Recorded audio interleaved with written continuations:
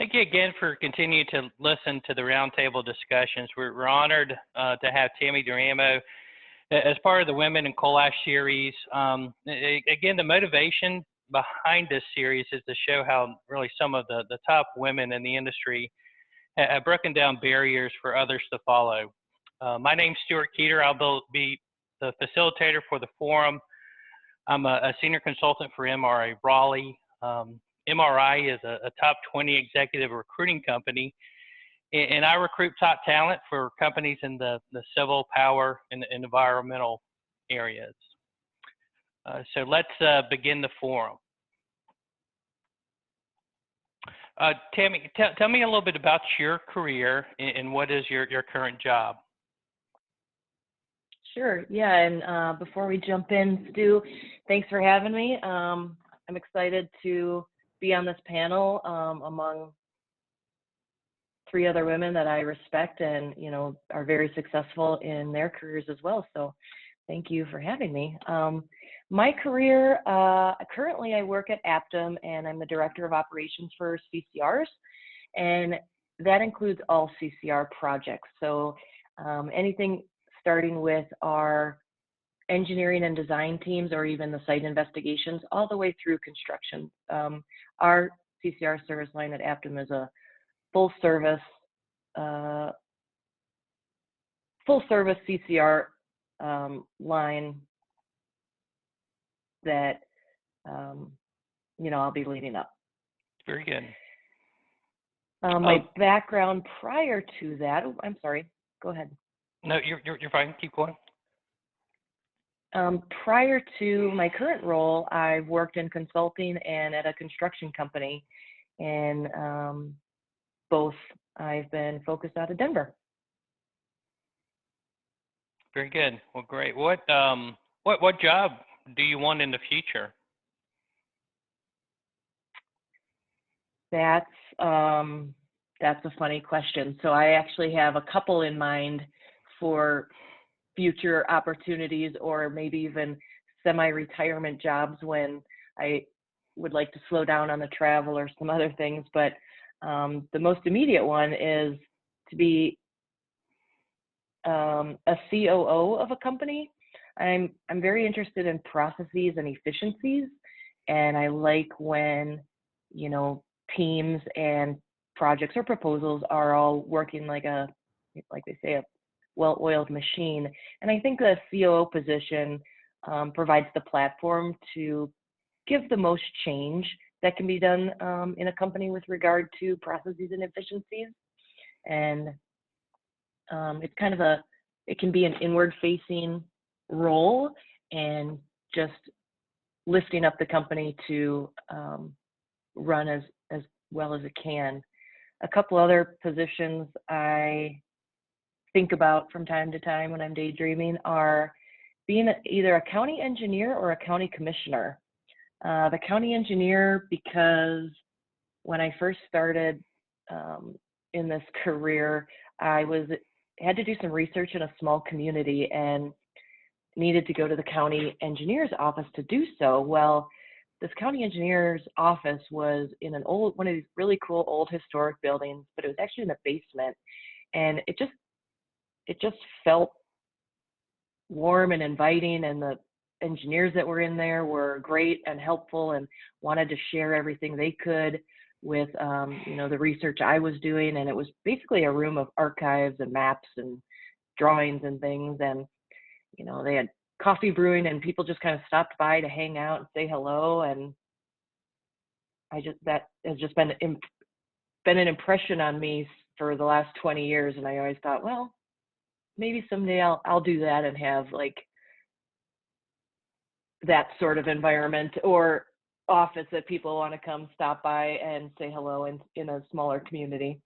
And then a county commissioner, because I think they're really on the front lines of making decisions. So working with a lot of landfill permitting and things, they represent the community. And I think with my background, I could offer a lot to be a liaison between industry and the community to, either design landfills or permit them, or just overall management of environmental needs in the area. That's great. Why did you choose CCR? Well, so I've had the advantage of hearing the other three interviews before giving mine, but I will steal, and I'm not sure which one I'm stealing it from, but I'll echo their sentiments and say I don't know if I did choose CCRs. It's just kind of how my career evolved and meandered, and this is where I found myself. And actually, fortunately, I found myself there pretty early on in my career, and so I have, had a long experience of working solely and exclusively in the CCR industry. But I think what led me here was my desire for working in the environmental field and, narrowing that down to geoenvironmental engineering and having some great mentors that helped me navigate that path. Oh, that's And great.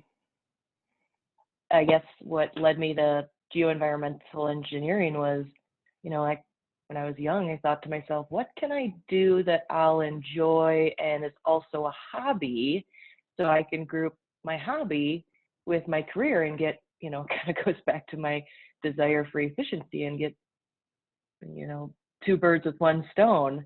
And so, Mark Twain said it best: find a job you enjoy doing, you'll never work a day in your life. So That's right. there you have Yeah. it.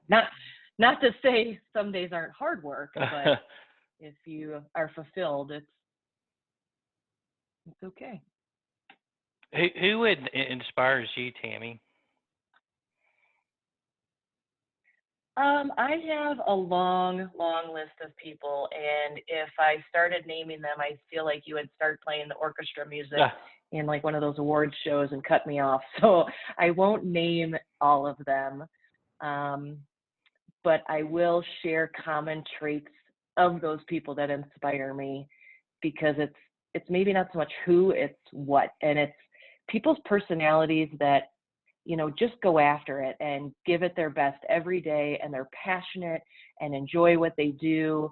And I mean, this can be anything from, it can be in the technical field of engineering, or it can even be sports, or I have a few musicians I follow, and, they just inspire you to be your best self and work hard and bring your A game. And I mean, I think that's what drives me the most.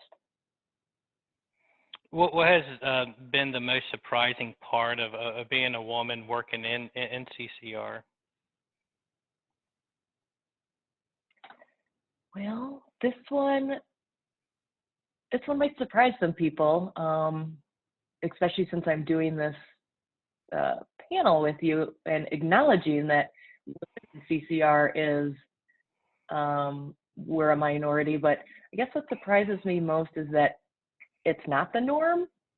Um, I've been in the industry, let's say 20-ish years, and in the first 10 years of my career, I didn't pay much attention to it. I had equal people in my classes, equal men, equal women in my classes, and,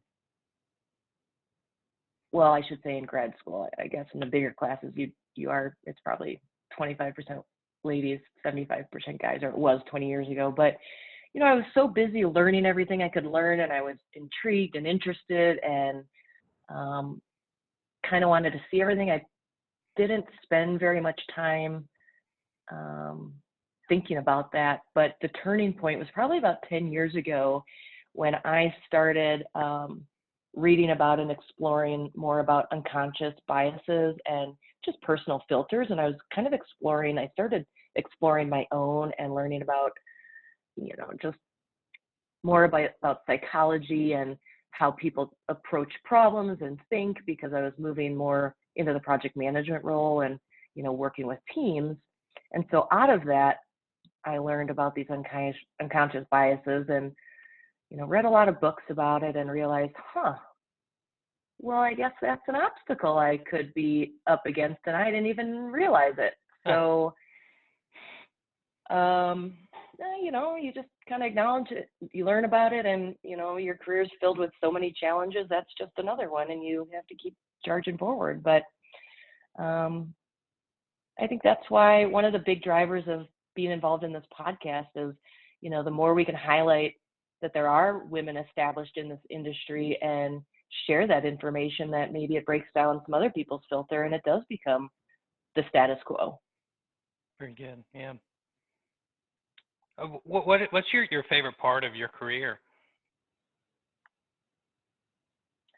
So focusing my career on landfill permitting and specifically CCR landfill permitting or CCR management, starting from, I started with doing the hydrogeologic investigations and working behind a drill rig, and putting in the groundwater monitoring wells, to most recently, I had a role as technical director on closing some of these coal ash ponds and doing the dewatering. My favorite part is simply seeing the grass grow.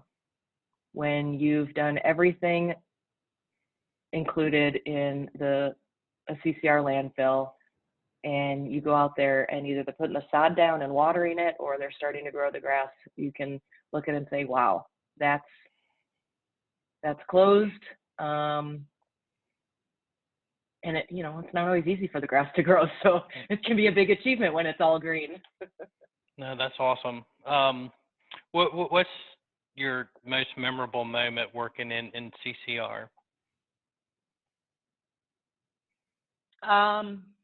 I think most people would agree the most memorable moment was the Kingston incident.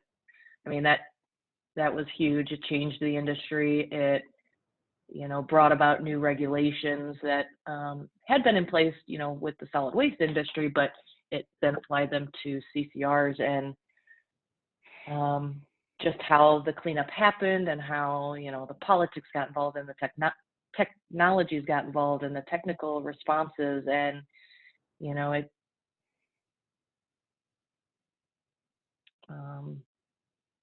it kind of baselined the whole industry so for every state to be doing the same thing. Yeah, that was amazing. What would be your favorite project that you worked on? My favorite project was the time that, and I think this ties into as well when I had a lot of exposure and interaction with county commissioners, but it was working with a client to prepare for and then also attend like open house or town hall meetings within the community to describe and provide information on a new permit application for a landfill. And I just enjoyed working with the variety of people, from the engineers to the O&M folks at the plant to the community, the various people in the community, from the county commissioners to the mayor to, the neighbors that stopped in and wanted to hear and see what was going on. And, the client I was working with had a lot of respect for the community because they put a lot of time and effort into preparing for this. And I appreciated that synergy between the client and the community. And, a lot of the people, everybody always says our clients, they live and work in that community. It's just as important to them. So I guess that was maybe not my most favorite, but my most fulfilling, I would say. Very good. What is the biggest challenge of being a woman working in CCR?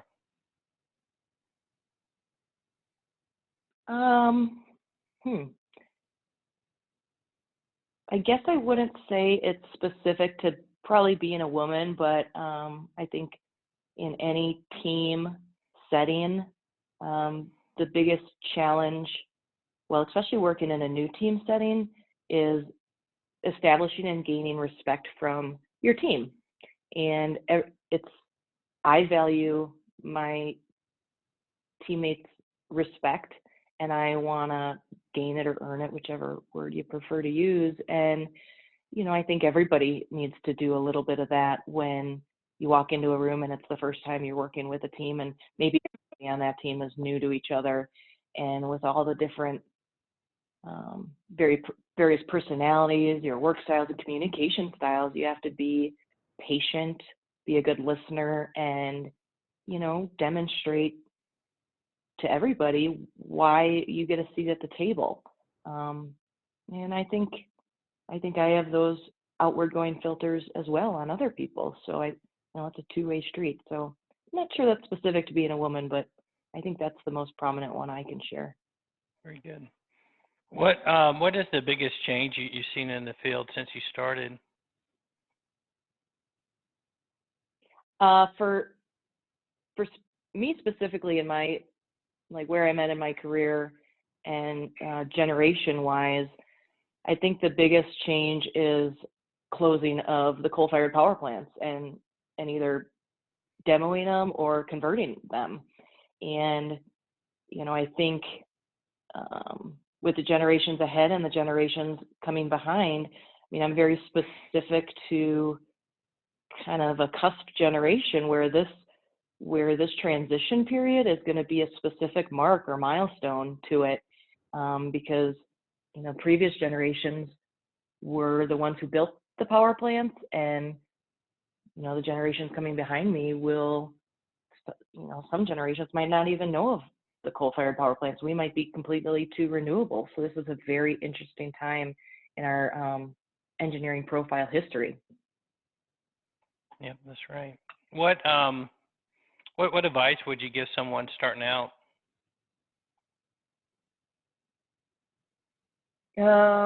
This goes back to, I guess, my experience and trying to winnow through all the opportunities and different technical service or different technical fields and service lines you can get into. But I would offer to say yes to everything and learn to say no at the same time and figure out that balance. Your first 5 years of my career were pivotal, and I got to experience all sorts of different things from the mining industry, solid waste, remediation, then working on Superfund sites and also working on power plant sites. And I guess either the opportunities were there and my interest was there, or, both of those, one of those, I'm not sure. But that's how I ended up narrowing my focus to coal ash. And, on that same note, you can't do everything. And sometimes when you're starting out, it's hard to say no, and you find yourself kind of doing double duty, but you also don't want to burn out. And so it's a journey and not a race. And the other important one I would offer is to build a network, and that can be a network of peers, and even peers at work doesn't necessarily translate to friends. So even making friends in the industry, mentors, proteges, coaches, all of those, they are assets, and they also make your career fun. They make working with your friends is fun, and I appreciate that. I've had that relationship now with some clients. And back to Mark Twain, if you feel like you're not working but you really are, that's the sweet spot, in my opinion. That's great advice. What's been the most challenging for you? I think the most challenging, or an aspect that's been challenging for me over the last, I would say 10 years, was progressing from the, really in-depth technical design aspects and, performing calculations and doing models and, getting into all the nitty gritty like us engineers like to do, and stepping away from that as you move into project management and then more program management and operations. It's really hard to not get your fingers in there, but you have to trust your team and lead and follow when the time is right. And if you need to jump in, absolutely jump in. But, it goes back to there's only so much time in a day. So you have to build a team of strong people around you and depend on everybody to fulfill their role or responsibility. Very good. Where do you see the industry right now? Well, the industry right now, I mean, we're still working on the directive from the CCR rule. So we're still working on coal ash impoundment closures and constructing new landfills, lined landfills that meet the CCR rule to place to do closure by removal. So we have a place to put the existing CCRs and then close those impoundments with clean closure. And so, I mean, we'll be busy with that for the next 20 or more years. And I also see the industry, I mean, coming up with new technologies or innovations for performing those closures more efficiently and maybe in a way where that doesn't require accessing the ash. As we all know, ash's geotechnical properties lend itself to a lot of safety concerns and industrial hygiene challenges that we need to work on and work around or work with those constraints. And if we could find a way to close some of these big facilities without driving out on them, that would be a huge innovation. And then I also see the demolition and decommissioning of coal-fired power plants. And you know, a lot of them are being taken down to the foundation. And I would like to see us find ways to reuse those brownfields and in a way that gives back to the community, and they don't just sit there. Oh, that's great. What would surprise us about you, Tammy? I have two notes on this one. One is a personal one, and one is a career one. But you know, being on the technical side of things and in you know, deep in geoenvironmental engineering and in the CCR industry, I think it would surprise people to know that the first time I bought my own computer was when I was 23 years old. That kind of ties back into this generation of where I am between the major generations, and I'm kind of in the bottom of the sine curve on that one, and not in one of the larger generations of our time right now. And so, you know, that resulted in me spending a lot of time in computer labs in high school and college, since I didn't have my own computer till I went to graduate school. But it also stresses the importance that you know, we can use technology all we want, but our engineering principles still stay the same. I mean, soil mechanics, hydrogeology, those equations are still fundamentals, and you know, don't change with the new technologies that come out. They might be easier because now we don't really have to convert, you know, square feet to acres and know that in your head. You can just ask Siri on your phone, like, how many, I have 5 million square feet, how many acres is that? And it tells you. But you'd be surprised how many times you might be in the middle of nowhere and need to know that unit conversion because you don't have any service and Siri is not available. And the other personal note, fun story I would share is that before my career got so intensive with traveling, which is actually another one of my favorite parts of my career is the travel. I used to foster puppies, and specifically puppies and not dogs. Yeah. So I you know, got buy-in from my husband one day, like, hey, you know, I've never had a dog. I think I might start fostering puppies because, of course, puppies, because they're adorable. And I'd never had one. So I took the opportunity, and he thought it would be fun. And right out of the gates, I came home with 5 puppies, 8-week-old labs. Wow. Yeah. So that was my first experience. And then after that, I just did single puppies. Oh, very good. Well, great. Well, this has been wonderful. Thank you again, Tammy, for doing this.